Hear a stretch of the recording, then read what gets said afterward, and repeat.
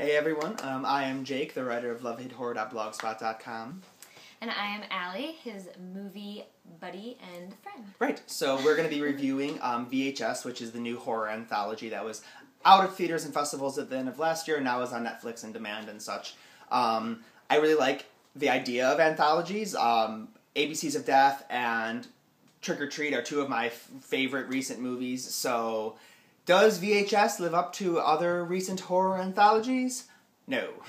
We will go through, and I also want to say, it's like a veritable who's who of the independent horror movie scene. You can IMDb to see all the connections, but it's a lot. If you watch independent horror, you've probably seen one of their movies or seen them in something before. Yeah. Yeah, so we'll go entry by entry. Just to get it out of the way real quick, the wraparound story. Yeah. Ugh, it's one. Technically, there are 6, and one of them is the wraparound story that connects all the scenes. A bunch of delinquents break into a house to steal a valuable VHS tape, and we watch them watch the tapes. Fine idea for an anthology to give it some overall story, but hateful characters, Despicable, just bad people, horrible people. There's maybe 1 or 2 interesting little sections, but it's overall worthless. One of the worst parts of the movie.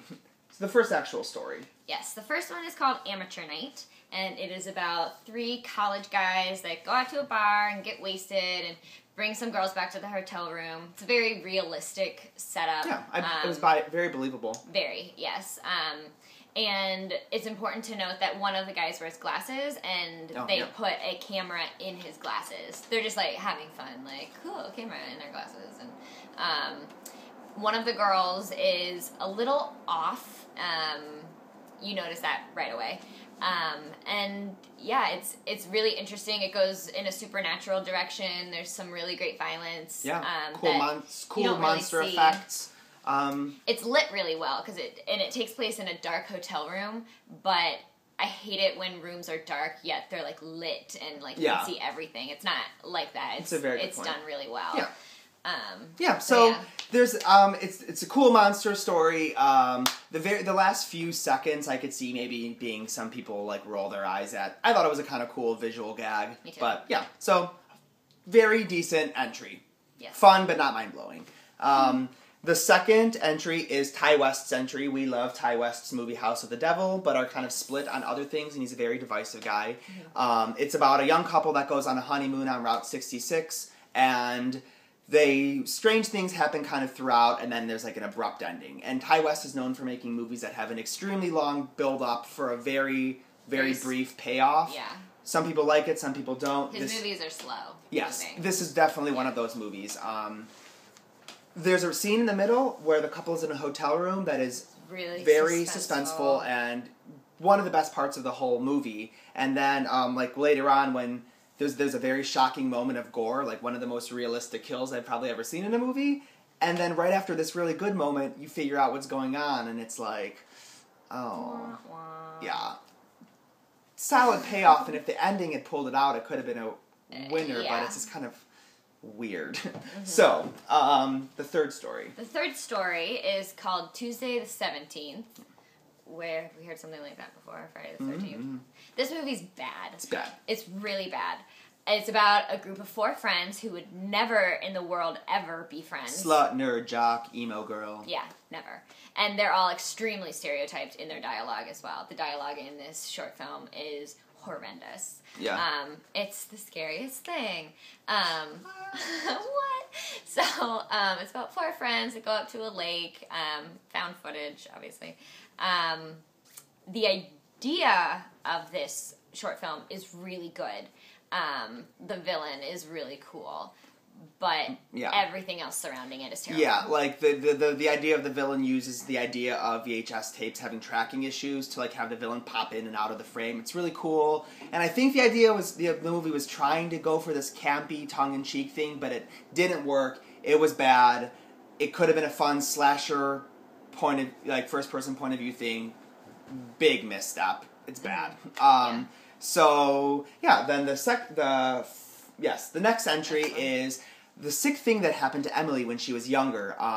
It is all told through a Skype conversation, which is really very interesting. They never explain like how the Skype conversation would ever converted to a VHS tape or like the video from the guy's glasses, but who knows? Anyways, and who cares? Yeah, so it's a girl is Skyping with her boyfriend. She's convinced that her house is haunted and her boyfriend's away on business and like they're just trying to figure this out. I don't want to say too much more, but because the plot goes in unexpected directions. You weren't a big fan of it. I kind of thought it was an interesting conclusion, even though I think it could have been executed better. It was really suspenseful, though. Yeah. Like, up until the ending. There's good suspense, a couple good, like, stuff. Gore moments, and if you like the idea of Rosemary's Baby combined with Sinister, combined with Paranormal Activity, then maybe this is, like, right up your alley. Yeah. I enjoyed it more than her. So then, the last entry. The last one is called 10/31/1998. So Halloween, 1998. And it's a group of 4 guys who are pretty fratty, and they're all dressed up for Halloween, going to a Halloween party.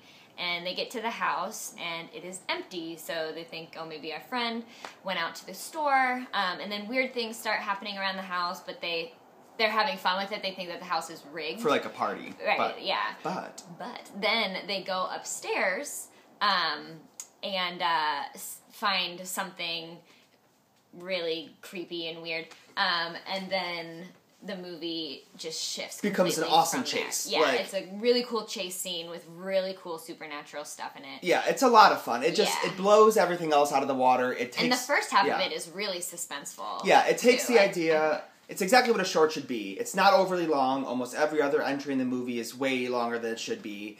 It has a nice beginning, middle, and end. Constant flow of action, cool effects, a really cool, like, oh shit, last moment, and it's just by and far the most successful thing about the movie. So before we conclude, we wanted to point one thing out that we think is important. Yes.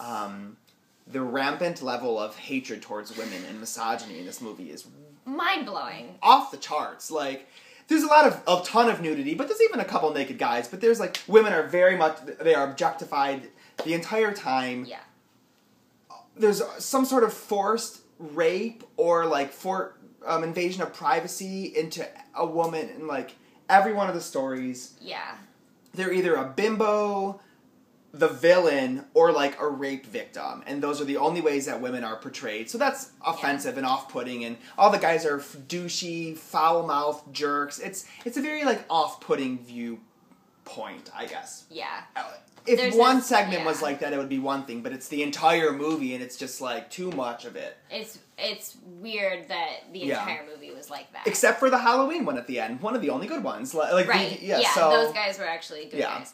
But yeah, and there's a scene in the very beginning of the movie that angered me to the depths of my soul. Yeah, so there's a lot of off-putting stuff that I don't think was intentional and completely unnecessary. So yeah, to just give a quick overview, one is great of the anthology, several are terrible, and the other ones kind of swim in the middle. Great premise to connect a bunch of found footage stories, but overall, I would say C- execution. Yeah. I give it a C. Yeah. So, thank you very much for tuning in to lovehatehorror.blogspot.com. Check back for more reviews soon. Thanks. Bye.